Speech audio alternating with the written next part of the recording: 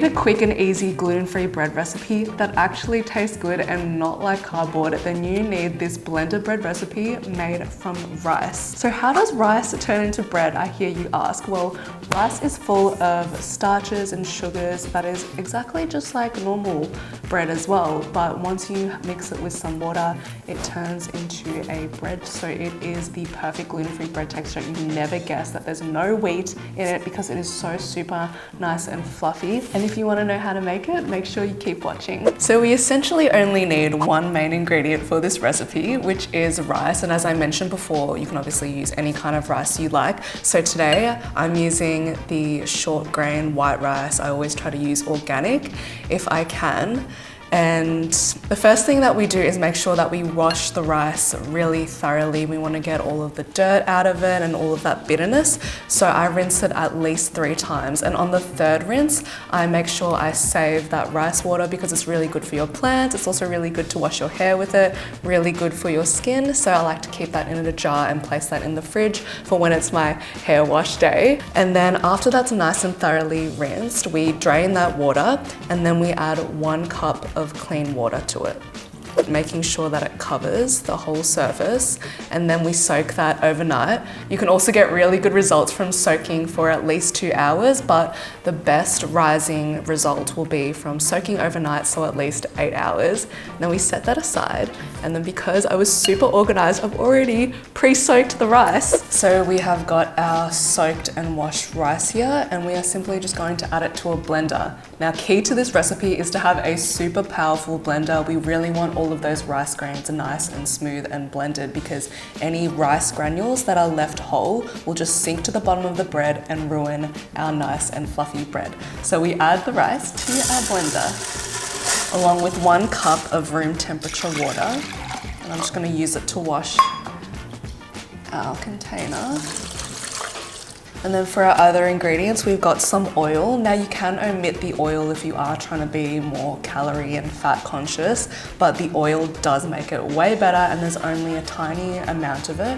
You can also use any oil that you like. So today I'm using coconut oil. It will give it a slight coconut taste. So if you don't like that, don't use it, but I like to use it because it's the most healthful fat source. Put that in here, and you don't need to worry about pre-melting the coconut oil because once it's blending, it will warm it up and melt it as it goes along. Then some sugar. You can literally use any sugar that you like. Again, it's only a little bit of it so that the yeast has something to feed on. I'm just using brown sugar today, but white sugar works, coconut sugar, maple syrup, all work. The only thing you need to be careful with is honey, as that has antibacterial properties that can prevent the yeast from doing its magic. And then we add a little bit of salt. That's to give the bread some flavor. You only need a teaspoon of it. If you add any more, that can kill the yeast. If you add too little, it won't have much flavor. So a teaspoon works perfectly in this recipe. And then of course we add our yeast last. Now yeast will help it make it rise and nice and fluffy and like a genuine real wheat bread. And we add it last so that the other ingredients don't get in the way of it rising. So we add that in there, and then we just simply blend it all up.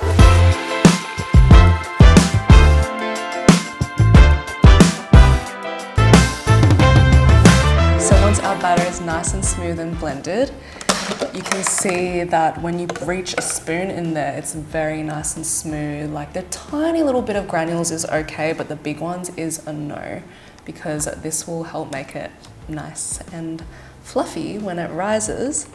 So then we simply just pour our smooth batter into a lined and greased bread pan. And you can see it looks a bit like milk. Then we set that aside for about 20 to 30 minutes to let it rise. And the great thing about this bread is that you only need 1 rise, so it should just about double in size. Make sure you don't let it over rise, so keep an eye on it because then it will overflow over the pan. To also keep it moist, I like to spray it with a little bit of water while it's rising, just the top of it. It will prevent it from drying out. And then we grab a tea towel, cover it and let it rise in a warm place. I like to put my oven on the lowest temperature, just under 40 degrees, and set that aside, and I will see you when it's nice and risen.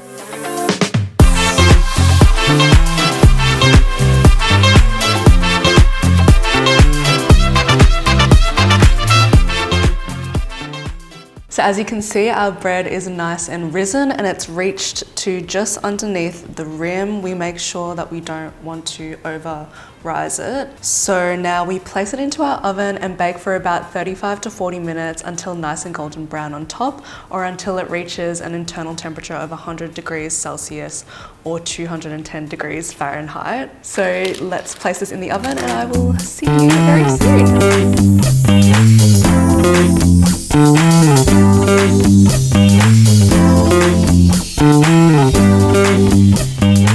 So now that our bread is nice and cooked through and golden brown on top, we have to do a taste test to see what this gluten-free rice bread is compared to your traditional wheat bread. So as you can see, it's nice and white and fluffy, just like normal commercial bread. And I'm just gonna grab some of the crust and also interior of it in my taste test.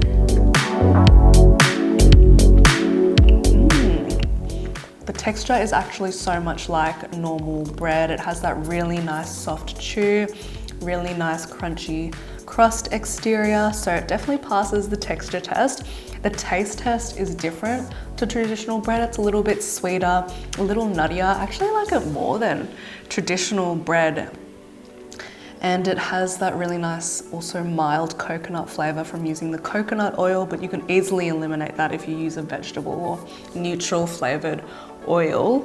So I definitely rate this bread. You would never believe that it's gluten-free, the way it's so soft and has that really nice crunch on the outside. So you can definitely toast this just like normal bread as well, have it in a sandwich.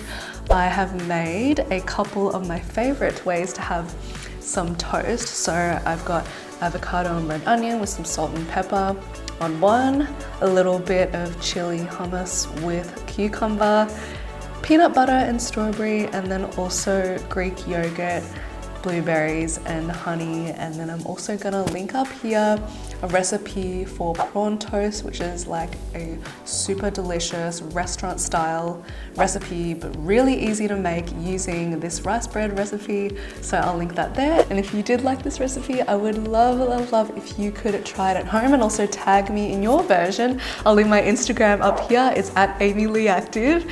And also if you did like this recipe, make sure that you give it a like and also subscribe if you want to see more deliciously healthy recipes like this one. I will hopefully see you on the next video.